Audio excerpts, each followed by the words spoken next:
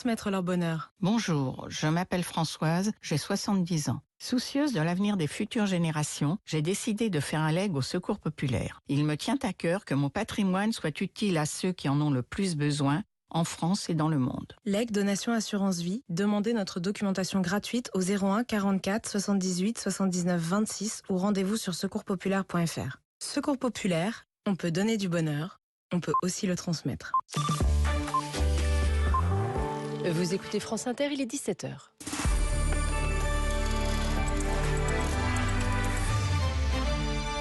Le flash Laetitia Gaillet. C'est le mouvement de la colère qui a provoqué une grosse colère de la Fédération des usagers des transports, celui des conducteurs et des contrôleurs de train, suite à l'accident de mercredi dans les Ardennes où un conducteur de TER a dû gérer seul une collision parce qu'il était le seul agent à bord. Nombreux ont été ceux qui ont exercé leur droit de retrait aujourd'hui dans les TER en région et les Transiliens autour de Paris. D'où de grosses perturbations un peu partout en France. Le président de la Fédération nationale des usagers des transports dénonce une prise d'otage inadmissible. Le droit de retrait répond à une menace grave et imminente. Ce n'est pas le cas. La question, en fait, à l'heure où l'on se parle, c'est comment certains, en fait, vont rentrer tout simplement chez eux ce soir. Émilie Ferry, vous êtes en direct du PC Mobilité de Radio France. Oui, et c'est une journée de galère pour les usagers de la SNCF, alors que les vacances de la Toussaint démarrent ce soir. Le trafic des TGV et des TER est très perturbé un petit peu partout en France. La SNCF assure qu'un TER sur deux circulait en milieu de journée avec de fortes disparités selon les régions. En fait, c'est assez compliqué de centraliser toutes les infos. C'est très compliqué dans certaines zones. En Occitanie, par exemple, plus de la moitié des trains sont supprimés en gare de Toulouse, Albi et Montauban. Des retards et des suppressions aussi de trains en Bretagne, dans le Grand Est, encore en Nouvelle-Aquitaine aussi. En région parisienne, trafic très fortement ralenti sur les RER A, B, C et D. Certains trains sont même carrément supprimés. Les lignes de Transilien sont également concernées. D'ailleurs, le mouvement social avait commencé dès hier soir sur la ligne R et ça continue aujourd'hui, encore jusqu'à ce soir. Des suppressions, des ralentissements et des modifications à prévoir un petit peu partout en France. Émilie Ferry en direct du PC Mobilité de Radio France. Émilie, juste une précision, vous dites les TER, les RER, mais les TGV sont aussi compris dedans ? Oui, il y a aussi des perturbations sur les TGV. Je n'ai pas le détail là devant moi, mais il y a aussi des TGV perturbés. Merci beaucoup, Émilie Ferry. Il n'y a pas eu de corruption, pas un centime d'argent public. C'est uniquement notre patrimoine familial. Les mots d'Isabelle Balkany à la sortie du tribunal correctionnel de Paris cet après-midi. Dans le deuxième volet de leur procès, les époux Balkany ont été reconnus coupables de blanchiment aggravé de fraude fiscale, mais relaxés pour les faits de corruption. Patrick Balkany écope de 5 ans de prison et 10 ans d'inéligibilité. Il reste en prison. Isabelle Balkany, de 4 ans ferme, 10 ans d'inéligibilité aussi. Son avocat Pierre-Olivier Sûr, au micro de Charlotte Piret. C'est une condamnation très lourde, mais en sortant du tribunal, elle m'a dit « je suis vivante ». Et non seulement elle est vivante, mais elle est sortie la tête droite pour retourner à Levallois. Elle est repartie pour Levallois, elle est repartie pour la mairie, dans l'attente du retour un jour de son mari évidemment. On a formé appel. Le combat judiciaire continue. Aujourd'hui, il faut qu'il lui soit donné acte par vous d'abord, les médias, qu'il n'y a pas de corruption et qu'il n'y a pas d'argent public détourné. Et que l'impôt éludé, c'est un impôt éludé sur une succession dont elle n'avait pas la maîtrise, puisque c'était la succession de ses parents dans le cadre d'une affaire familiale, pour laquelle affaire familiale, elle est la seule à payer finalement. Et le tribunal a aussi confisqué la villa de Marrakech et le moulin de Giverny, mais il n'a pas demandé de mandat de dépôt pour Isabelle Balkany en raison de son état de santé. Le fils Balkany, Alexandre, a lui été condamné à 6 ans de prison avec sursis. Et ce soir, Éric Dupond-Moretti, l'avocat de Patrick Balkany, annonce qu'il fait appel de sa condamnation. 14 civils ont été tués aujourd'hui dans des frappes venues de Turquie. Nouveau bilan donné par l'Observatoire syrien des droits de l'homme. Les Kurdes accusent Ankara de violer le cessez-le-feu. Côté turc, Recep Tayyip Erdogan affirme lui que l'offensive reprendra mardi soir si l'accord de cessez-le-feu n'est pas respecté par les Kurdes. Voilà donc où on en est ce soir, un cessez-le-feu bien fragile. Dans les faits, l'accord négocié hier n'est pas réel, a dit Donald Tusk. Le président du Conseil européen s'exprimait de Bruxelles où le sommet européen s'est achevé tout à l'heure.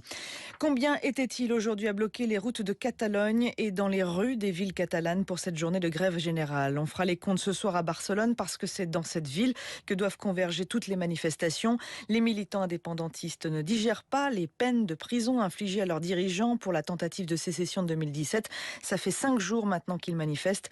À Barcelone, l'envoyé spécial de Radio France, Thibault Lefebvre, a rencontré Joma, l'un des manifestants. Le débat, c'est les droits.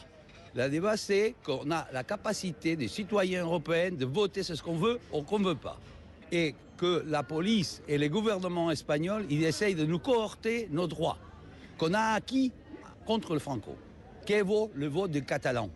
On a élu Puigdemont, ils ne l'ont pas laissé, on a élu Junqueras et on a notre politicien qui ont suivi avec un programme électoral le mandat du peuple et après ils sont en prison. Qu'est-ce que c'est ça? Quel droit? La violence, elle est légitime quand ils vous attaquent et vous confrontent. Et l'attaque, il peut être physique et psychologique. Alors la violence, c'est la façon de se défendre pour se protéger. Et la violence, je ne peux pas défendre toute la violence qu'il y a à Barcelone, mais je comprends que la violence, elle est nécessaire dans certains moments. Et ces manifestations et ces violences ne sont pas sans conséquences sur le tourisme. Des navires de croisière ont annulé leurs escales. Les dégâts des violences des derniers jours à Barcelone vont coûter 1,5 million d'euros. La Fédération espagnole de football trouve trop risqué le match Barça-Real le 26 octobre prochain. Elle demande le report et quand tout le monde s'y met, l'entraîneur catalan de Manchester City, Pep Guardiola, appelle aujourd'hui l'Europe à s'engager pour résoudre la crise. Pour l'instant, personne se mouille entre guillemets. Carles Puigdemont, lui, s'est présenté aujourd'hui devant les autorités belges. L'ancien président catalan est sous le coup d'un mandat d'arrêt européen émis par Madrid, mais la justice belge ne veut pas le remettre aux autorités espagnoles. Elle a demandé de le maintenir, ou plutôt elle a décidé de le maintenir en liberté, avec interdiction toutefois de quitter le territoire. 17h06 sur France Inter. À découvrir en famille sur franceinter.fr. Oli, 5 nouvelles histoires originales pour enfants, racontées par leurs auteurs. Je suis Emmanuel Bayamaktam, Lewis Trondheim, Cécile Coulon, Véronique Ovaldé. Je m'appelle Guillaume Gallienne. Les podcasts Oli sont à télécharger pour les vacances sur franceinter.fr et à écouter avant d'aller au lit. Et découvrez 4 histoires Oli, désormais en album illustré, disponible en librairie. Ouvrez les bras, détendez-vous. Dans 6 mois, vous êtes à la retraite. Respirez, sortez votre tablette et faites votre retraite sur mademanderetraiteenligne.fr. Une seule demande pour toutes vos caisses de retraite. Mais ça simplifie la vie! Oui, alors restons zen. Rendez-vous sur mademanderetraiteenligne.fr. C'était un message de l'assurance retraite, votre retraite de la sécurité sociale. France Inter aime Panorama, le nouvel album de Vincent Delerme. Si on peut vivre une vivarda. J'ai envoyé des mélodies au piano à 2 artistes que j'aimais. Je leur ai demandé d'écrire un arrangement, chacun pour une chanson différente. Et à partir des orchestrations, j'ai commencé à écrire un peu en fonction des couleurs que j'avais reçues. Et à la fin, ça fait comme un panorama. Quelquefois, chercher l'élégance. Vincent Delerme, en concert à la Cigale du 3 au 7 décembre et en tournée dans toute la France. Retrouvez-moi dans le programme musical de France Inter et sur franceinter.fr. Je n'ose le dire, c'est par Jupiter sur France Inter. Pourquoi vous n'osez pas, Laetitia Gaillet? Osez, enfin. Ouais. On est vendredi, C'est par lâchez-vous. Jupiter, allez foncez les gars. Voilà, très bien ça. Voilà. C'est comme ça qu'on lance une émission. Allez, c'est bien Gaillet. Tiens, vous êtes là, vous, Guillaume? Ah oui, bonjour. Ah ouais, il y a Guillaume aujourd'hui, on est vendredi. Ah Dites oui, donc. c'est vrai. Ah ben non, je m'en vais Allez, alors. c'est cadeau, non, restez, c'est Ok. parti.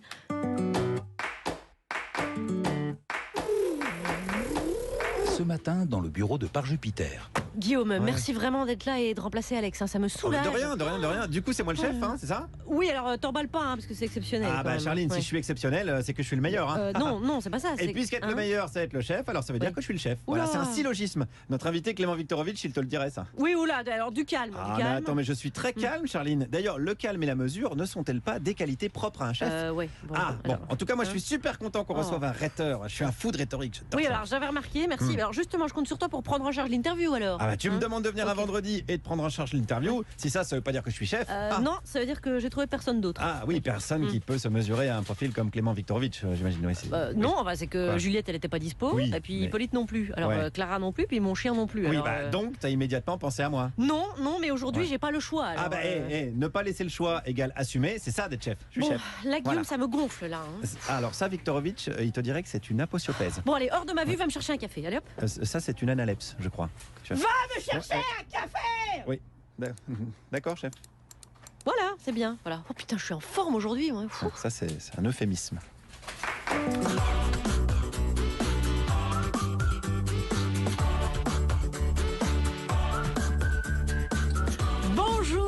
France Inter. Vous écoutez la start-up de la radio publique. Arrêtez de m'imiter, Guillaume. Oui, pardon, excusez-moi. Car voici la devise du jour. L'enfer est pavé de bonnes disruptions. Voici le menu. En ce premier jour de congé scolaire, les trains sont tout perturbés. Les cheminots ont décidé d'exercer leur droit de retrait après un accident. Le gouvernement appelle cela une grève surprise. La presse appelle cela une grève inopinée. Et le président de la SNCF, il dit quoi d'ailleurs? À quoi vous jouez, bordel de merde? Il est pas content. Sur CNews, LCI, C8 et autres, les polémiques s'enchaînent au rythme des éclats de voix, des clashs à répétition. C'est la course à qui tiendra les propos les plus décomplexés, les plus détendus du neurone. Mais jusqu'où vont-ils aller dans la surenchère? Vers l'infini et au-delà. Dans tous les rendez-vous, il y a ceux qui attendent et ceux qui se font attendre. Le retardataire essaye toujours d'avoir raison, et une bonne raison, alors qu'il a tort. C'est passionnant, la rhétorique de l'excuse, surtout dans un métier en particulier en ce moment. Et toi, tu bossais dans quoi? À la SNCF. J'avais réussi mon examen parce que j'étais arrivé en retard. Ils ont trouvé que j'avais l'esprit de la maison. Guillaume, oui. Vous êtes là aujourd'hui, vendredi. Vous avez pris le pouvoir lors d'un putsch survenu ce matin. Vous avez donc aussi choisi les chroniqueurs. Oui, et aujourd'hui, il y a une toute belle équipe, puisqu'en plus, il n'y a pas Alex et que je suis le chef. À 17h20, celle qui est un mélange de jukebox et d'anxiolytique, la très punk Mélanie Bauer. Bonjour Mélanie. Bonjour, du punk, du rocker, il va y en avoir. Aujourd'hui, on parle de Mike Patton et de Jean-Claude Vanier. Bon, un peu moins rocker, Vanier. Ça fait longtemps qu'on n'avait pas de nouvelles. À 17h30, celle qui est un mélange de Jacques Chancel et de secret bancaire, la très suisse Christine Gonzalez. Bonjour, aujourd'hui je règle mes comptes, je remets le cimetière au milieu du village. Ça c'est bien, ça nous plaît. 17h40, celui qui est un mélange de David Lynch et de Coussin Peter, le très déroutant Thomas Croisière. Bonjour Thomas. Bonjour Guillaume. Moi je vais vous parler des films préférés de mes enfants. Ah, ça c'est bien, pas mal, et ils sont là dans le studio aujourd'hui. Et enfin, pour terminer la semaine, celui qui est un mélange de Pavarotti et de bodybuilding, le très envoûtant chanteur à succès Frédéric Fromet. Et voici celui qui va transformer l'open space en agora. Vous êtes Clément Viktorovitch. Il est là. Il est là. Viktorovitch. Et là. Charline Vanhoenacker. Guillaume Meurice. Par Jupiter. Avec Guillaume, on fait les jingles aussi le vendredi. On fait les Chers chansons. auditeurs, une émission un peu spéciale donc pour justement accueillir Clément Viktorovitch. Alors vous êtes enseignant en rhétorique à Sciences Po, vous êtes docteur en sciences politiques et on vous connaît aussi aujourd'hui comme chroniqueur dans l'émission Clic de Mouloud Achour du lundi au vendredi à 19h55 sur Canal+. Alors selon Aristote, la rhétorique c'est l'art de bien dire et persuader. C'est vraiment un sujet, je pense, pour Guillaume et pour que vous meniez l'interview de Clément Viktorovitch. Eh ben, première question, est-ce qu'on peut résumer qu'est-ce que la rhétorique exactement et comment vous l'enseignez? Comment on peut enseigner la rhétorique? Eh bien, la rhétorique, c'est l'art de bien dire et de persuader, comme disait Aristote. Ce bon vieux Aristote. Mais c'est vraiment ça, c'est l'art de rendre sa parole persuasive, l'art de rendre sa parole convaincante, l'art de présenter sa pensée de manière à convaincre les interlocuteurs auxquels on s'adresse. Alors, comment on l'enseigne? C'est un peu particulier parce que il s'agit d'enseigner ce que nous faisons tous.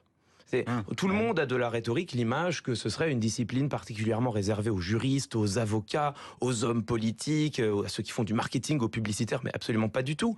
Quand vous cherchez à convaincre votre compagne ou votre compagnon de manger un poulet rôti plutôt qu'une salade végane le soir, par exemple, c'est un travail rhétorique. Il n'y a pas plus rhétorique comme situation que de devoir convaincre un groupe d'amis d'une destination de vacances, par exemple. Donc la rhétorique, c'est ce que tout le monde fait. On est les Monsieur Jourdain de la rhétorique. Exactement. On fait de la rhétorique tout le temps. Donc en fait, enseigner à la rhétorique, c'est pas apprendre des choses nouvelles, c'est simplement passer dans le conscient des choses qu'on fait inconsciemment pour essayer de le faire un peu mieux, un peu plus efficacement. Au fond, c'est trouver les armes pour argumenter sa pensée et faire porter sa parole, faire porter sa voix.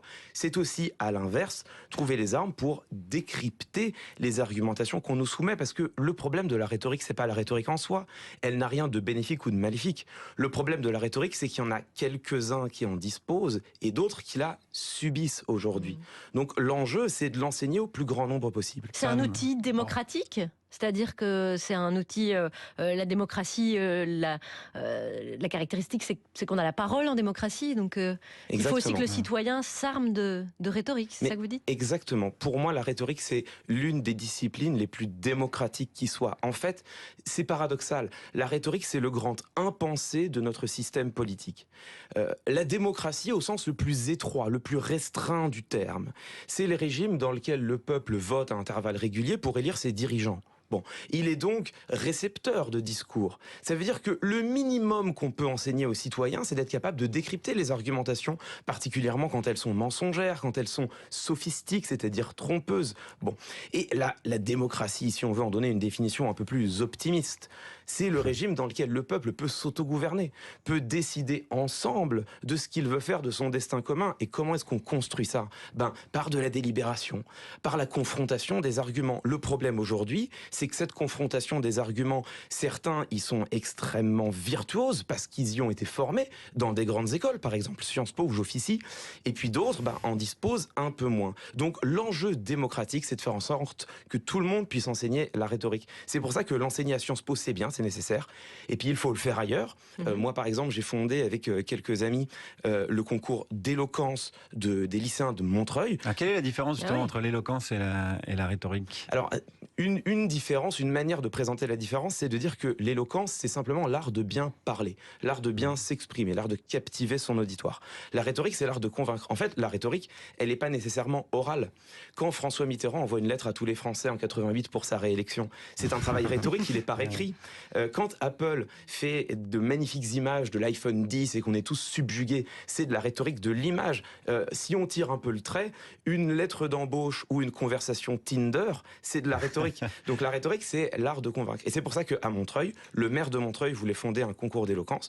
Il est venu me voir, je lui ai dit c'est une formidable idée, je suis enchanté, à une condition, c'est qu'on ne fasse pas juste un concours où les gens parlent bien, c'est qu'on fasse des ateliers dans tous les lycées de la ville pendant plusieurs mois où on forme les lycéens à argumenter leurs pensées et à décrypter les discours. Il a dit banco, c'est ce qu'on fait en ce moment. Et comment ça vous est venu, ça, vous, personnellement, cette envie de décrypter les discours ? Est-ce qu'à l'école, vous étiez déjà un peu chiant avec les professeurs en disant « Ah là, vous avez fait une métaphore, vous avez fait une métonymie ». Alors, non, parce que c'est un savoir qu'on acquiert progressivement. Par contre, pénible, oui, j'ai toujours été un peu pénible. Ça c'est quelque chose qui me caractérise. Non, mais en l'occurrence, c'est une passion ancienne. Moi, j'ai toujours aimé la parole, j'ai toujours aimé l'argumentation, j'ai toujours aimé être sur scène, mais moins pour jouer la comédie et plus pour défendre des idées. En fait, ça a été un fil rouge depuis mon enfance et je m'en suis rendu compte assez tardivement. Et l'histoire étonnante, c'est que moi, j'ai fait un doctorat de sciences politiques. Alors, quand on fait un doctorat, moi, j'ai travaillé sur l'élaboration de la loi au Parlement. Donc moi, les questions qui m'intéressaient, c'était des questions de démocratie, des questions parlementaires. Bon. Et puis c'est en parlant avec un ami qui, lui, est plutôt théoricien du politique, qui me dit, mais j'étais au milieu de ma thèse, il me dit, tiens, mais c'est marrant, ce que tu fais, ça me fait penser un peu à la rhétorique. Et je lui ai dit, tiens, c'est drôle, j'ai été voir, effectivement, je me suis rendu compte que j'étais le plus Monsieur Jourdain des Monsieur Jourdain. Je faisais de l'analyse de la rhétorique sans le savoir. C'est de l'inné et de l'acquis, donc. Un petit peu. Alors, en Belgique, ce que vous appelez la terminale, ça s'appelle la rhéto, parce que la rhétorique, originellement, et donc les élèves de terminale, chez nous en Belgique, on les appelle les rhétoriciens. C'est-à-dire qu'à l'origine, sans doute, y avait-il enseignement de la rhétorique, puis on a oublié que ça venait de là, parce que souvent, les rhétoriciens écrivent mal rhéto. Ils mettent le H au mauvais endroit, donc c'est vraiment qu'ils ont oublié d'où ça venait. La rhétorique, elle devrait déjà s'enseigner, ou du moins quelques notions, au lycée, et pourquoi pas en terminale, ce serait l'année idéale ? Moi, c'est ce que je pense. Moi, je pense même qu'on pourrait commencer dès la 3e, dès le collège, en réalité, à enseigner l'argumentation, le discours oral et le décryptage des discours. En ce moment, en France, on a ce débat autour du grand oral du bac. On ne sait pas exactement à quoi ça va ressembler. Ça, c'est intéressant parce que ça peut être la meilleure des idées comme la pire. C'est la meilleure des idées si véritablement on crée un enseignement ambitieux de l'argumentation et de la prise de parole dans nos lycées. Ce serait merveilleux. Et c'est la pire des idées si on ne le fait pas, parce que le langage, c'est la première des inégalités. C'est très facile de très bien parler et de très bien argumenter quand vos parents sont chercheurs, profs ou avocats. C'est beaucoup plus dur quand ils sont ouvriers, quand ils n'ont pas eux-mêmes ces armes. Donc ce grand oral, ça peut être un formidable outil de partage de la rhétorique, de l'argumentation et donc du pouvoir parmi les citoyens, ou ça peut être, ce qui serait terrible, une manière de ratifier les inégalités de naissance. Clément Viktorovitch, est avec nous jusqu'à 18h. Ah bah oui, mais aujourd'hui, attention, hein, c'est France Culture un peu aujourd'hui. Carrément, hein, mais c'est passionnant. Non, je suis là. Ça va redescendre. Thomas Croisière. Allez, l'élocution selon Brigitte Fontaine. Je suis malheureuse parce que je suis conne et que tout le monde est con parce que j'ai raté ma vie, j'ai raté mon évolution spirituelle, je n'ai pas appartenu à un ordre initiatique. Conne. Je suis passée à côté de l'amour. L'amour. Quand il s'est présenté à moi, avec sa Mercedes rose bonbon et sa poitrine nue et dorée, je l'ai laissé sur le bord de la route et je suis montée dans une dèche faux pourrier où il y avait un chien qui puait.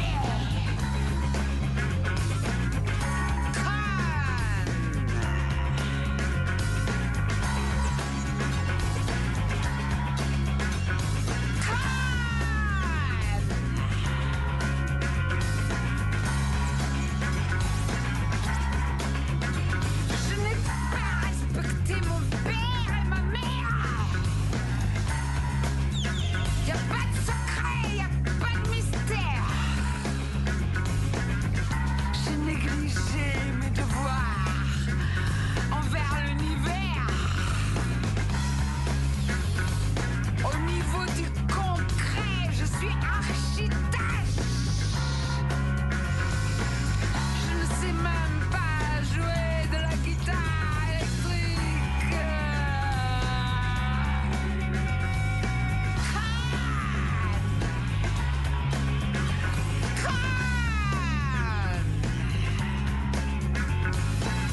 Je ne sais même pas parler une langue étrangère. Je n'ai pas fait un travail sur mon corps. Et je suis incapable de passer l'aspirateur. Parce que je suis conne. Parce que je suis conne.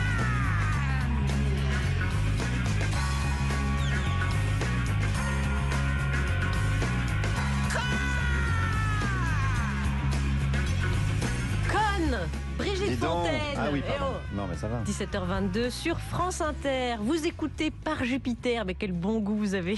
C'est fou quand même. Vous êtes fort. On était fait pour s'entendre, vous et nous. Guillaume Meurice Oui. co-présente cette émission avec Tout à moi fait. aujourd'hui. Et qui est autour de la table pour entourer notre invité, le rhéteur, Clément Viktorovitch. Eh bien, par ordre d'apparition, il y aura la David Guetta punk Mélanie Bauer, il y aura la Christine Lockrent suisse Christine Gonzalez et le Tom Cruise français Thomas Croisière. Et l'info, elle est à tout le monde. Allez hop. J'ai toujours mes petites expressions, j'ai le droit. Donc voilà, ça veut dire que le singe peut vous gratter la tête et donc la difficulté est là. Le journal, presque 17h17. Il peut pas nous aider, le vieux macaque. Au lieu de nous faire des à la malais. Ouais. Et on commence avec les titres. On parlera... Du voile. On parlera du voile. Non, Guillaume, ne recommencez pas avec Pardon, ça quand même. c'est un vieux réflexe, Oui, bah oui, mais excusez-moi. non. On parlera de Patrick Balkany. Ok, accrochez-vous à votre portefeuille. On parlera également de Patrick Bruel. Accrochez-vous à votre slip. On parlera également de Et Hitler. accrochez-vous à votre Yann Moix. Et on commence avec la politique. Oui, enfin, politique, Ouais. c'est vite dit. Oui. On commence avec François Hollande, Oui, donc, et qui va publier un livre pour enfants sur la République. Et ça va s'appeler Un délégué de classe ne devrait pas dire ça. Justice, à présent, avec Patrick Balkany, qui a refusé de sortir de prison pour aller à son jugement. Mais oui, parce qu'il est bien, Patoche. Il est nourri, logé, blanchi aux frais du contribuable. Voilà, il a sans doute pas vu la différence avec avant. En fait. Politique toujours, vif débat à l'Assemblée nationale avec une très belle prise de parole du député centriste de Courson. Si j'ai bien compris l'article 5, le coco, il est gelé. Il est gelé, le coco. Il n'évolue pas d'année en année. Est-ce que vous pouvez nous confirmer que le coco est gelé? Parce que c'est la question que pose implicitement l'amendement Pupponi. Le coco, il est flexible, réajusté chaque année, ou il est gelé? Et voilà. Eh ben, on est bien dans la merde avec ça. Le coco est-il gelé ou flexible? Alors c'est la question. Alors, il ne parle pas des communistes qui sont assez flexibles. On le sait, par exemple Robert Rue, il est passé de Lénine à Macron, donc on peut parler d'une belle flexibilité. Non, il parlait d'un coefficient correcteur. Le fameux coco. Oui, que Charline connaît sous le nom de Malibu Coco. SNCF, un mouvement social inopiné, perturbe le trafic des TER et des RER. Ce mouvement fait suite à un accident inopiné et aux réformes d'un président élu de façon inopinée. Président surprise, on peut dire. Oui. Selon une étude de la Harvard Medical School, trop utiliser son cerveau réduirait l'espérance de vie. Selon cette même étude, Christophe Castaner vivra jusqu'à 167 ans. Cerveau vide encore. 40 personnalités, parmi lesquelles Pierre Arditi, Charles Berling, Denis Podalides ou Jean Reno, ont signé une pétition pour s'opposer à l'interdiction de la corrida aux moins de 18 ans. Et oui, rappelons que tant que les mineurs ne sont pas accompagnés à la corrida par une femme voilée, il n'y a aucun problème, bien évidemment. Cerveau vide toujours, les éditions Fayard ont pris la décision de rééditer Mein Kampf. Oh, la bonne idée! Pascal Praud est sur le coup pour inviter l'auteur et faire une émission spéciale. People, porté par un fan, Lady Gaga chute en plein concert à Las Vegas. Et il faut toujours se méfier des fans. Oui. C'est pas moi qui le dis, c'est la famille de John Lennon. Et alors on termine avec l'agenda du week-end, car ce samedi auront lieu les championnats du monde de flatulence, de caisse, de paix. Ouais, au Palais des Congrès de Liège, en Belgique. Brasser de l'air avec quelque chose de nauséabond, autant dire que Jean-Michel Blanquer a toutes ses chances de ramener la coupe à la maison. Ce samedi également, Europe 1 fête le 60e anniversaire de la première diffusion de l'émission Salut les copains. Oui, et il fête également le 5e anniversaire de la première diffusion de leur émission Au revoir les auditeurs. Et enfin, ce samedi... Pas gentil, c'est pas gentil. Ce samedi encore aura lieu la 48e édition du gala de natation sans maillot, tout nu à poil. L'occasion idéale pour Patrick Bruel de sortir un peu. Merci Guillaume, 17h26 sur France Inter. Nous sommes en compagnie de Clément Viktorovitch, enseignant en rhétorique à Sciences Po, que vous pouvez voir dans Clic, l'émission de Mouloud Achour le soir sur Canal+. Et on va aborder avec vous ce premier sujet. Surprise! C'est la grève! C'est la grève surprise! Oui, c'est la grève des cheminots! Oh là là, dites donc! Alors ça, c'est le lexique du gouvernement. D'accord. La presse parle de grève inopinée. Oui, c'est vendredi, on peut... On était contents on de ce était un petit peu coup de contents. sonnette. Alors, selon la excusez-nous, chers auditeurs, selon la CGT, il s'agit plutôt d'un droit de retrait. Ça existe dans le Code du travail, enfin dans ce qui reste du Code du travail. Un droit qu'ont fait valoir les cheminots après un accident survenu mercredi, alors que le conducteur était seul, car la SNCF a mis en place une politique de suppression du contrôleur. Si la grève surprise ça existait, ça se saurait, parce que ça ressemblerait sans doute à ça. C'est la merguez partie, tant qu'il y a de l'adresse, c'est pas fini, mets-toi à l'aise. C'est les musclés, parce que je rappelle que c'est Guillaume Meurice, le rédacteur en chef aujourd'hui, qui a donc choisi les sons. Voilà, je vous laisse là-dessus avec Clément Viktorovitch. Voilà, Clément Viktorovitch, donc on parle de grève surprise dans la bouche du gouvernement. On parle de grève inopinée, c'est les termes qui reviennent dans la presse, etc. Et donc on a bien compris que la CGT dit droit de retrait, c'est précis, c'est dans le Code du travail.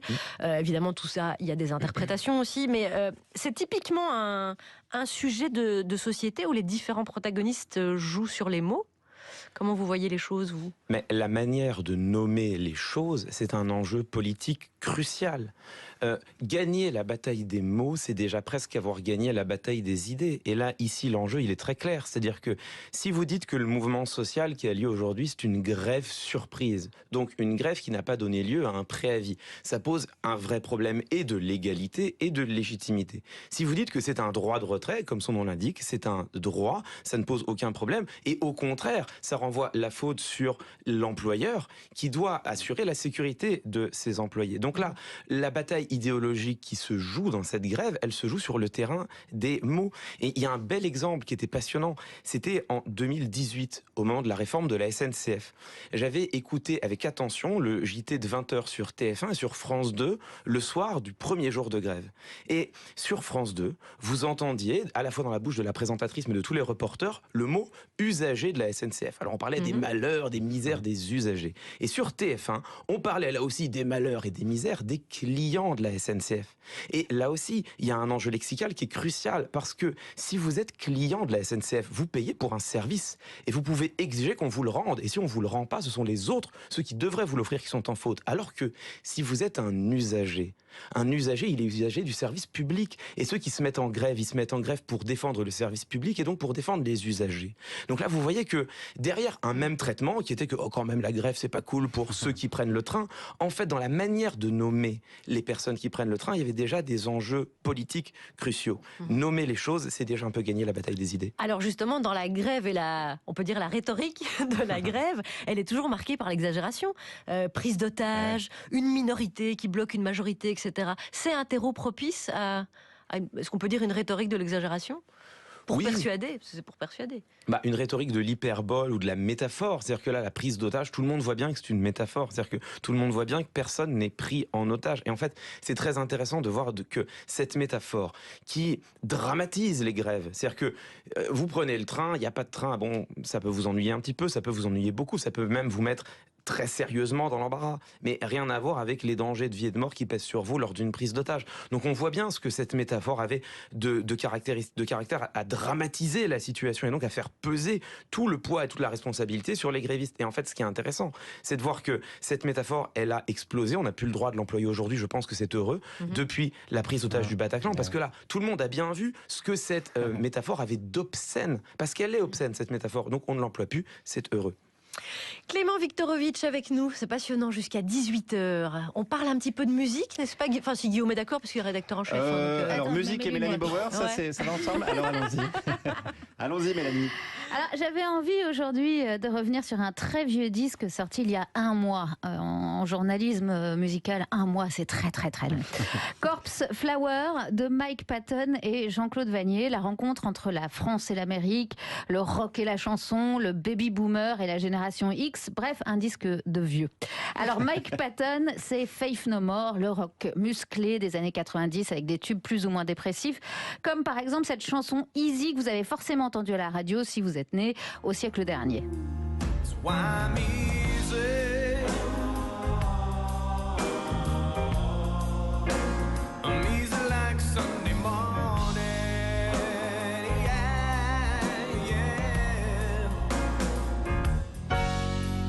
Ici, on est en 1992. Le chanteur Mike Patton a 24 ans. Il met des shorts à mi-cuisse, porte fièrement le bouc et il est la star de ce qu'on appelait à l'époque la fusion.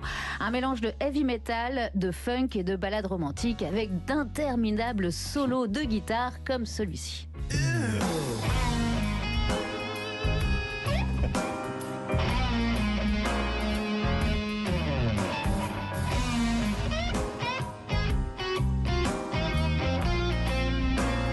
Moche. Non, c'est bien les solos de guitare, on aime bien. Et non, c'est moche. Oh, c'est pas mal. Mais pourquoi vous le diffusez alors? Le groupe split en 1998, juste avant le nouveau siècle, qui enterre la fusion, le rock et le bouk, pour explorer de nouveaux territoires plus électroniques, hip-hop ou hipster. De l'autre côté de cette collaboration multigénérationnelle, il y a Jean-Claude Vannier, star des arrangements à la française, avec notamment la fameuse ballade de Melody Nelson, l'album culte écrit avec Gainsbourg. Vannier, c'est aussi Johnny, Dalida, Polnareff et ma préférée, Brigitte Fontaine, pour laquelle il compose Il pleut, la plus belle chanson à mon goût de toutes les chansons du monde. Il pleut, c'est tout ce qu'il sait faire. Je bouge, c'est tout ce que je sais faire. La nuit descend, c'est tout ce qu'elle sait faire. Le vent souffle.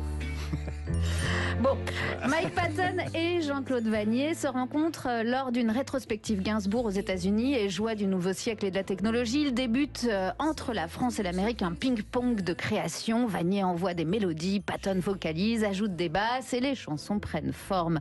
Le langage universel de la musique, ça vaudrait le coup de l'analyser, cette mélodie du discours.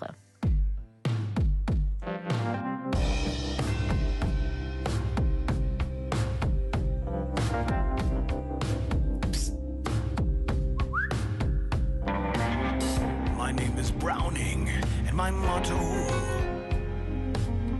Simply do what the trigger says. Are you a freak or a gangster? Well, have a look at my billboard.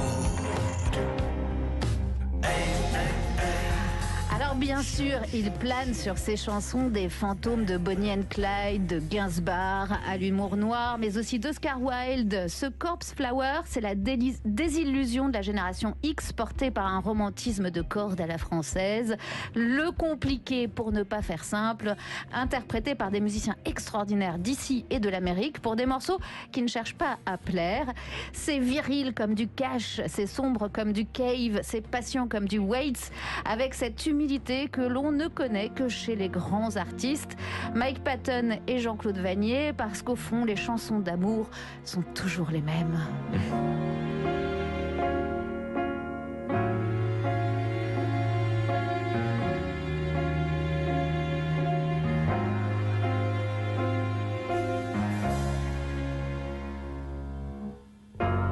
Chansons d'amour, those good old tunes, playing at 45 RPM.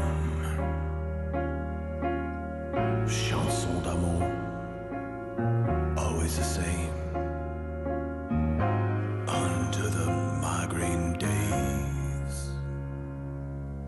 Love, love, love, love, love, love, love, love, love, love, love, love, love. Chansons d'amour, always the same, under the migraine days. Refrains that drag my vulture's heart,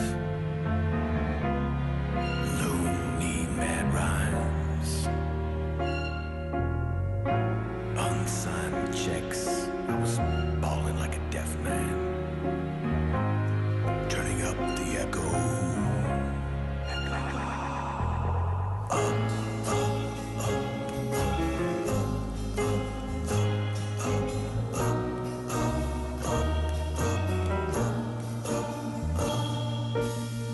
Chansons d'amour, always the same, under the migraine days. Chansons d'amour, chansons d'amour. All your stardust, doody-doo dust, struck a blow to my heart.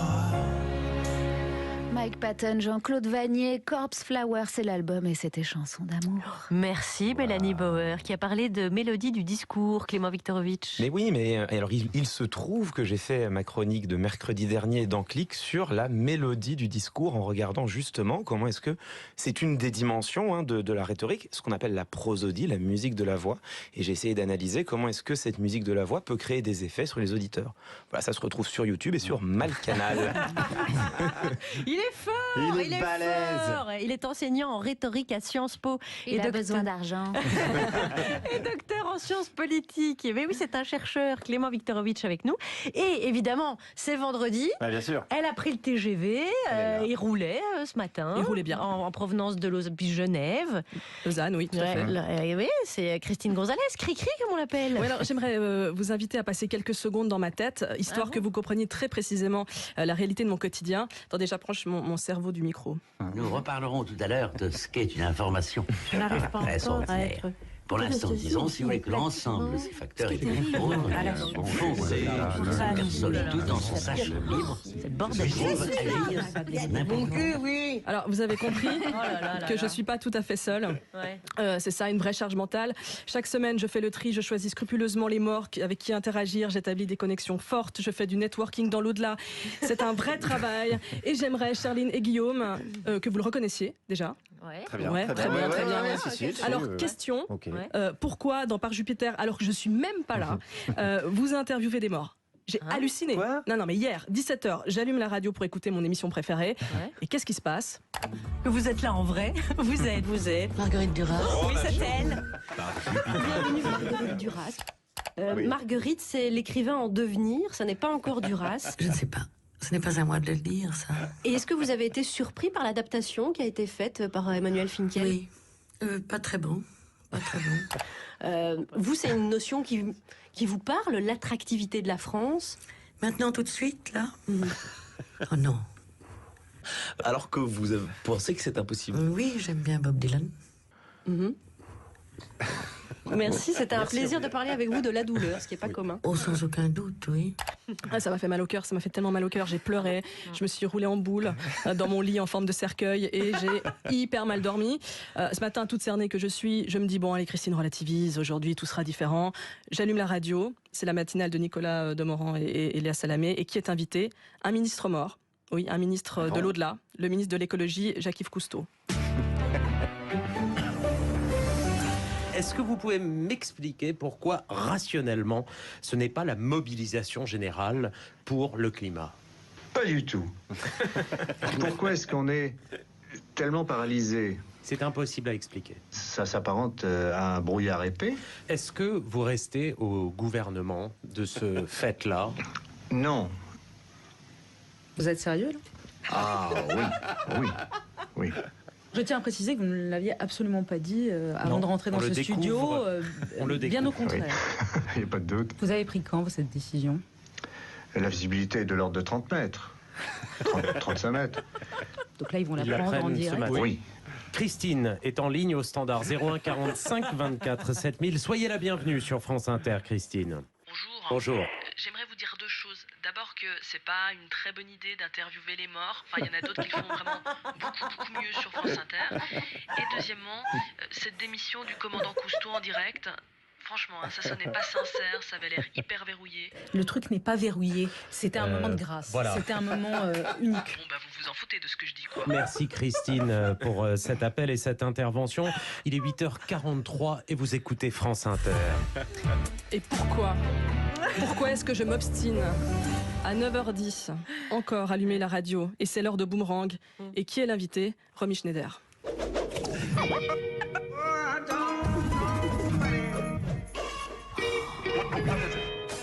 Augustin Trapenard. Bonjour à tous, bienvenue dans Boomerang. Ça vous est arrivé à vous sentir relative?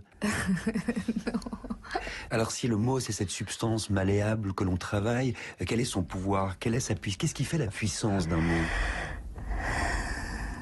Pardon, j'étais ailleurs. Comment on fait pour reprendre possession de son corps, justement? Ça, je ne sais pas. Ça veut dire que l'intime doit se taire, en fin de compte. Oui, je crois, je suis d'accord avec vous. Dans quelle mesure est-ce qu'il est possible de se remettre du silence? J'ai oublié votre question. Alors c'est un texte sur le temps que vous avez choisi de nous écrire ce matin et j'aimerais que vous nous le lisiez, si vous le voulez bien. Non, ça m'emmerde. Merci infiniment d'être venu faire un tour dans cette émission. Merci pour ce temps profond sur France Inter. Voilà. Alors le message, il est hyper clair. Hyper clair. Si tout le monde à France Inter se met à interviewer des morts, je sers plus à rien. Non mais je sais bien, je sers plus à rien. J'ai donc décidé de postuler à CNews, là où l'on invite des vivants en état de mort cérébrale. Christine Gonzalez, merci Christine. Merci pour ce temps profond, comme on dit quand il y a un moment de grâce à la radio, si j'ai bien compris. En tout cas, on vous conseille, ça me fait penser de vous conseiller un compte Twitter qui s'appelle Question Trapenard. Oui. Et qui est vraiment très joli, qui est vraiment en direct. C'est quelqu'un qui tweete les questions d'Augustin Trapenard et il y en a qui sont extraordinaires. C'est génial. Augustin qu'on embrasse très fort et que vous retrouvez bien sûr lundi à 9h10 avec des vivants. Merci Christine Gonzalez, vous restez avec nous ainsi que Clément Viktorovitch, notre invité, et Guillaume a choisi bien sûr le deuxième sujet. Tout à fait, puisqu'on vit une époque formidable où un mec condamné pour incitation à la haine a son rond de serviette sur une chaîne nationale, où on peut comparer un voile à un uniforme SS dans le plus grand des calmes, où n'importe quelle moisissure de l'esprit passe pour une conviction profonde, où n'importe quelle névrose passe pour une opinion politique. Alors comment faire quand on est face à un Zemmour ou à un Pascal Praud et qu'on a juste envie de leur dire gentiment...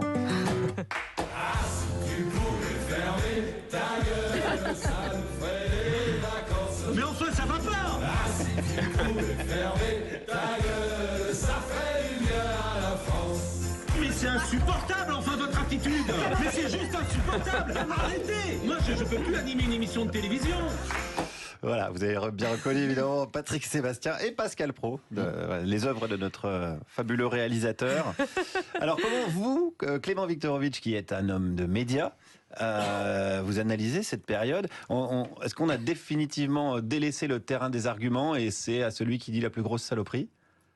Bah, moi déjà j'ai travaillé avec Pascal Praud pendant un an, donc je suis pas, c'est votre père. Pas mais pas exempt de tout reproche. Je ne sais pas si j'irais jusqu'à dire que c'est mon père, et je ne sais pas si j'irais jusqu'à dire qu'il faut parler de reproche. Moi, ce qui me frappe, c'est que il y a un concept en sciences politiques qui est crucial, qui est le concept de fenêtre d'Overton.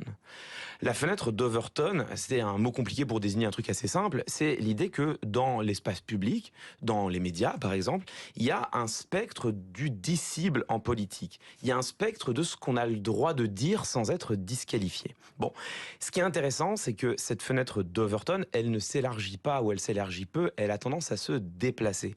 Quel est le problème? C'est que quand vous avez des éditorialistes, des polémistes, des penseurs, des écrivains, des essayistes, des journalistes ou des hommes politiques, ou des femmes politiques d'ailleurs, qui prennent des positions de plus en plus à droite, de plus en plus radicales, de plus en plus conservatrices, de plus en plus outrancières sur certains sujets, eh bien, par comparaison, ça fait paraître d'autres opinions qui hier semblaient radicales, parfaitement modérées.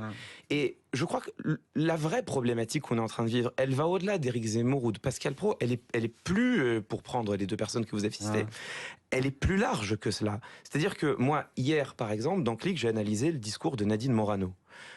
Et pour être... Super. Ouais, j'ai passé une bonne journée. Il y a des primes de pénibilité. Je vais les demander.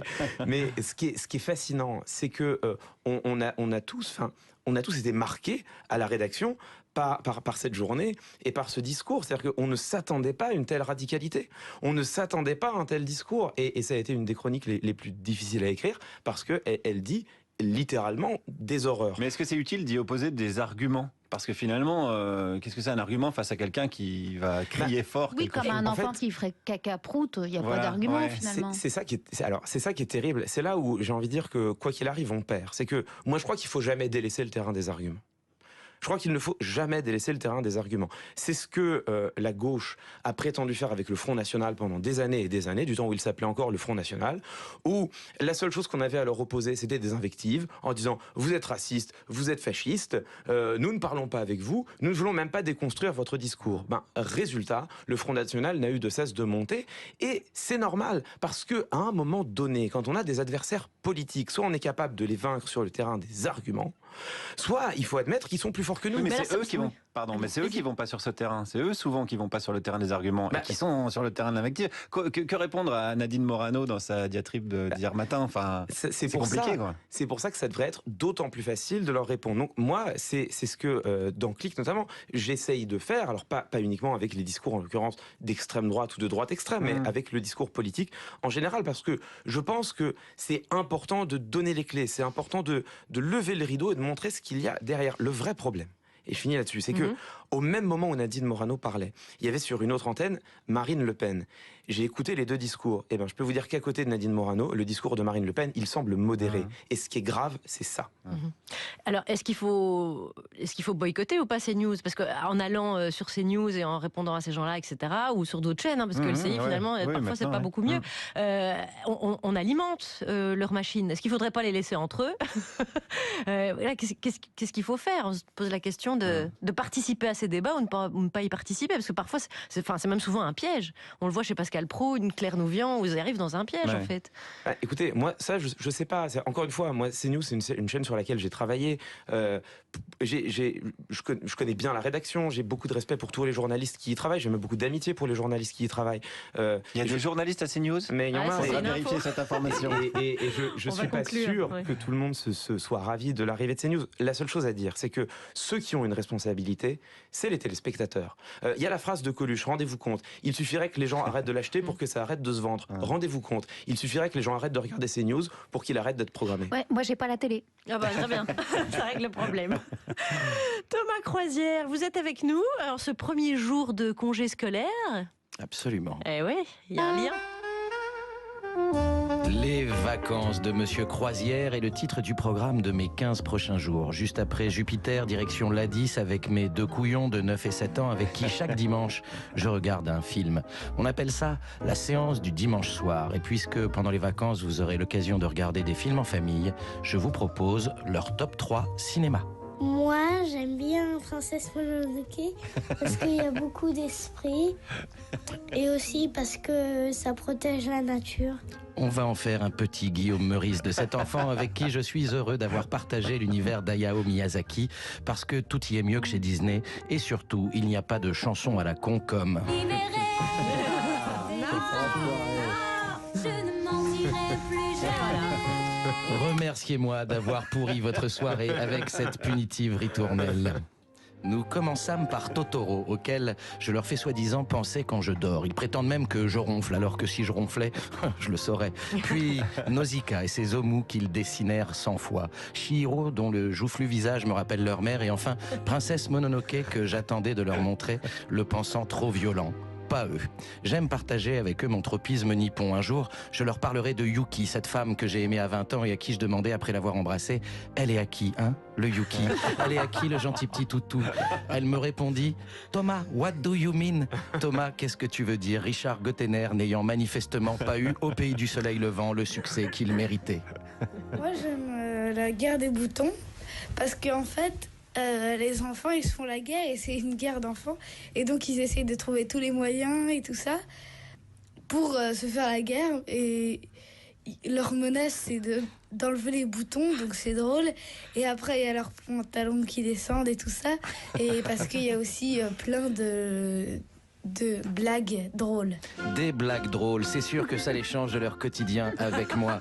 Parmi les 5 adaptations du livre de Louis Pergaud, j'ai choisi celle de 1962 et son mythique « Si j'aurais su, j'aurais pas venu ». À l'époque, personne ne croyait dans ce film. Aucun producteur pour le financer, aucun distributeur pour le sortir. Résultat de l'entêtement d'Yves Robert et sa femme Danielle Delorme, le prix Jean Vigo, près de 10 millions d'entrées et un beau doigt d'honneur aux professionnels de la profession. Je l'ai montré à mes fils pour qu'ils intègrent bien une chose. Tu veux que je te dise, moi, dans la vie, le chef, c'est celui qui a le plus grand zizi, puis c'est tout. Je vais donc rester le chef encore quelques années. Nous, on aime beaucoup Cyrano de Bergerac parce que c'est poétique et parce que j'aime bien la blague à la fin de l'envoi, je touche. À la fin de l'envoi, je touche, que nous avons depuis décliné en à la fin des devoirs, je me douche, ou à la fin du repas, je me couche. Et pourtant, je n'étais pas très sûr de mon coup lorsque je leur ai montré Cyrano de Bergerac de Jean-Paul Rapneau. Alors, après 20 minutes, je leur ai demandé « Ça vous plaît ?» Ils m'ont répondu « C'est un guerrier, c'est un poète. On aime bien les guerriers poètes. » Donc on a continué. Je me souviendrai longtemps de leurs réactions si différentes. Gaston euphorique et fier de me dire « J'ai adoré ». Alfred partant pisser seul dans le noir en murmurant « C'est triste ». C'est très triste. Normal, comme Cyrano avec Roxane, il n'ose pas déclarer sa flamme à celle qu'il aime. Mais chut, c'est un secret qui aimerait bien prendre la bouche pour oreille. Et c'est pour ça que j'ai eu envie de lui montrer ce film qui, contre toute attente, est devenu leur film préféré. Alors vous aussi, n'hésitez pas de temps en temps à leur montrer autre chose que Gulli et à partager des films que vous aimez ou qui vous ont marqué. Moi, j'adore ces soirées où je me la joue Monsieur Eddy avec 2 cartoons de Tex Avery, un film avant lequel j'explique comment la grande course autour du monde est devenue un dessin animé et qui sont Black Edwards, Jack Lemmon, Tony Curtis. Et puis, j'adore les entendre hurler de rire quand la vieille Sapritch fait fuir Montan à la fin de La Folie des Grandeurs, crier « Mais c'est la statue de la liberté !» à la fin de La Planète des Singes. Et par-dessus tout, j'adore quand ils se blottissent contre moi, quand Sinoc, dans les Goonies, les effraie autant que moi à leur âge. Par ailleurs, je leur adresse toutes mes excuses parce que j'avais totalement oublié la scène du pédophile dans l'été de Kikujiro de Takeshi Kitano. Pendant 40 ans, j'ai souffert du spleen du dimanche soir, cette mélancolie qui s'insinue doucement parce qu'il faudra le lendemain retourner au travail ou pire à l'école. Eh bien, grâce à eux, j'attends désormais avec impatience notre séance du dimanche. Et vous savez quoi? À partir de ce soir, on va enchaîner 15 dimanches. Alors, vive les vacances et vive le cinéma! Ouais! Bravo. Merci Thomas Croisière et les deux petits couillons qui étaient dans le studio, Gaston et Alfred, avec la casquette de la croisière, bien sûr. Merci les amis pour cette belle chronique. Avec Clément Viktorovitch, on aborde rapidement ce dernier thème, la rhétorique des retardataires. C'est celle des excuses dont on sait qu'il n'y a pas vraiment de valable, sauf aujourd'hui si vous deviez prendre le train, bien sûr.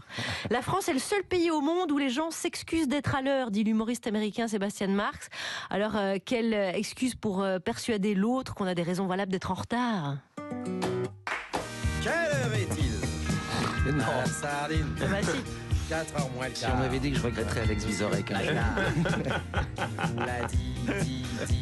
Qui chante?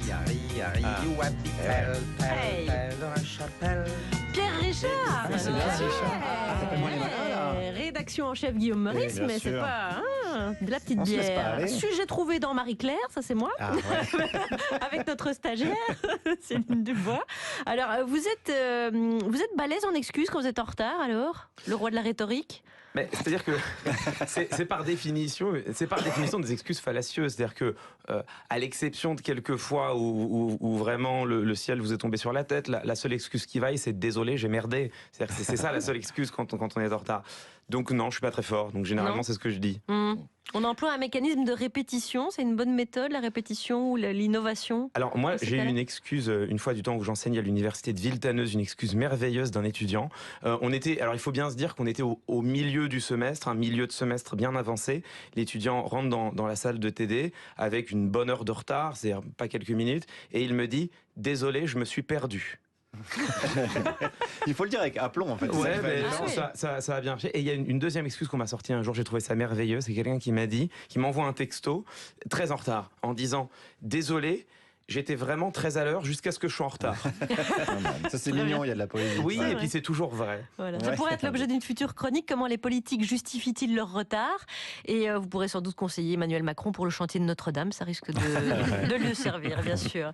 17h55 et 30 secondes sur France Inter, peut-être que sur RTL aussi, mais là on est sur France Inter, et justement vous y faites bien. Et il vient de rentrer dans le studio, et il est dans un coin, il est prêt pour finir la semaine en beauté. Frédéric Fromet, de quoi allez-vous nous chanter? Eh bien, information véridique, j'ai reçu un mail de l'organisation patronale qui a instauré la journée J'aime ma boîte qui se tenait ce jeudi. Cher Frédéric Fromet, ce serait formidable si vous acceptiez de nous faire un clin d'œil dans le cadre de votre chronique pour souhaiter bonne fête aux entreprises de France. Ok. Ils parlent tous comme des start-upers, ils font des lunchs en one-to-one. Leur N+1 est un winner dans l'open space. Ils sont full-time si ce jargon est à la mode. Chez ces baltringues qui se la pètent, bah faudrait peut-être casser les codes. Un boss qui l'ouvre, ce serait pas bête. Balance ta boîte. Même si tu parles comme un gland, je sais qu'au fond tu comprends. Balance ta boîte et tes process à zap. Balance ta boîte. Ou laisse-moi te chanter, d'aller te faire en... Je fêterai pas ta journée, continue seul à te branler. Tu veux pas qu'on t'appelle patron, tu préfères entrepreneur. Moi je préfère t'appeler du con, toi ou n'importe quel manager. Et ouais, je parle de toi. C'est quoi ton problème? J'ai écrit rien que pour toi, le plus beau des poèmes. Laisse-moi te chanter, d'aller te faire un... Ouais, je serais poli pour la radio. Je te traiterai seulement d'idiot. Balance ta boîte et ton esprit corporate. Tu sais très bien que t'abuses, tu fais semblant que ça t'amuse. Balance ta boîte. Balance ta boîte. Quand t'auras fini de driver la conf call du brainstorming, quand t'auras fini d'upgrader le benchmark du team building, n'oublie pas le débriefing, n'oublie pas le reporting et demande-toi dans le timing si ça serait pas du masturbing. Balance ta boîte. Je sais qu'au fond tu piges vite, même si tu parles comme une bite. Balance ta boîte, tes deadlines, tes feedbacks. Balance ta boîte. Voilà. Merci. Merci beaucoup Frédéric Fromet. Et on salue Sophie de Menton, l'initiative donc de Balance. Vous avez fait le joli clin d'œil, vous avez obtempéré, voilà. C'est mignon comme tout. Merci Frédéric Fromet. Et merci beaucoup à Clément Viktorovitch d'avoir passé cette heure avec nous. Je rappelle qu'on peut vous retrouver tous les soirs de la semaine dans l'émission de Mouloud Achour qui s'appelle Clic sur Canal+. Hein, ça fait partie des trucs heureusement qui restent sur Canal+, on va dire. Vrai, ouais. Merci Monsieur Bolloré. Avec les émissions d'Antoine notamment et Groland qu'on recevra bientôt. Et puis merci beaucoup à toute l'équipe, à Mélanie Bauer, merci Christine Gonzalez, merci Thomas Croisière et Guillaume Meurice à la coprésentation. Merci à notre équipe de programmateurs qui peuplent joyeusement notre open space, Nathalie Romero, Fabrice Rivaud, Sarah Masson, épaulée par notre stagiaire Céline Dubois. Merci à Ramzi Assadi, notre associé à la production, aux blagues et au planning de notre auberge espagnole. Merci à Clément Nouguier à la réalisation cette semaine et à la technique aujourd'hui. Merci à Tiffany Battistel, Julien Dumont et Arthur Le Breton. Nous, on va se retrouver lundi avec le meilleur des émissions, car nous aurons le grand florilège d'être en congé. Nous, on est en vacances, on est là pour se détendre. Ouais, on est là pour prendre du plaisir. Merde. MMA.